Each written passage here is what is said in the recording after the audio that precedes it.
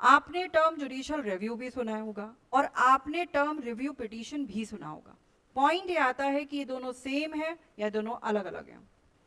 Ma'am हमें तो same ही लगते हैं क्योंकि दोनों रिव्यू रिव्यू हैं, ठीक है। ऐसा नहीं है, ये दोनों बिल्कुल अलग अलग हैं। देखिए रिव्यू पिटीशन की जो पावर आती है सुप्रीम कोर्ट के पास, वो आती है आर्टिकल 137 से, ठीक है। क्या मतलब हुआ? अपने ही पास किए हुए डिसीजन को दोबारा से सुनना, इसको कहते हैं रिव्यू पिटीशन। जैसे कि 3 ईयर रूल प्रैक्टिस पे क्या लगी हुई है? रिव्यू पिटीशन लगी हुई है।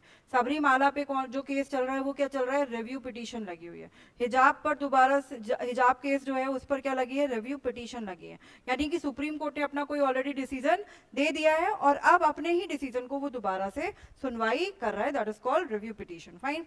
लेकिन आर्टिकल 13 हमको क्या देता है? जुडिशियल रिव्यू देता है। जुडिशियल रिव्यू का मतलब क्या हुआ? देखो आर्टिकल 13 क्या कहता है? आर्टिकल 13 सिंपल सी बात कहता है, कहता है कि इस देश में जो भी कानून बनेंगे वो कॉन्स्टिट्यूशन से कंसिस्टेंट होने चाहिए, अगर नहीं है तो वो अनकॉन्स्टिट्यूशनल है। लेकिन ये डिसाइड कौन करेगा कि ये कॉन्स्टिट्यूशनल है या ये अनकॉन्स्टिट्यूशनल है?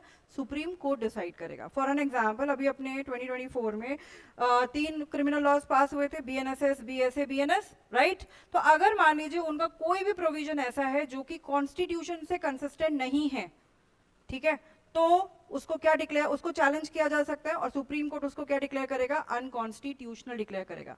तो कहने का मतलब ये हुआ कि जब सुप्रीम कोर्ट कॉन्स्टिट्यूशनल वैलिडिटी किसी भी कानून की चेक करता है तो उसको हम कहते हैं जुडिशियल रिव्यू।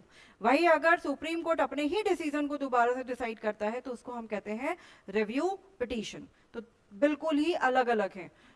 सुप्रीम कोर्ट के पास जुडिशियल रिव्यू आर्टिकल 32 से आता है, हाई कोर्ट के पास 226 से आता है। यानी कि ध्यान रखिएगा, हाई कोर्ट के पास भी रिव्यू पिटीशन की पावर है जो आर्टिकल 226 में दे रखी है। कोई भी डाउट हो फटाफट पूछो मुझसे।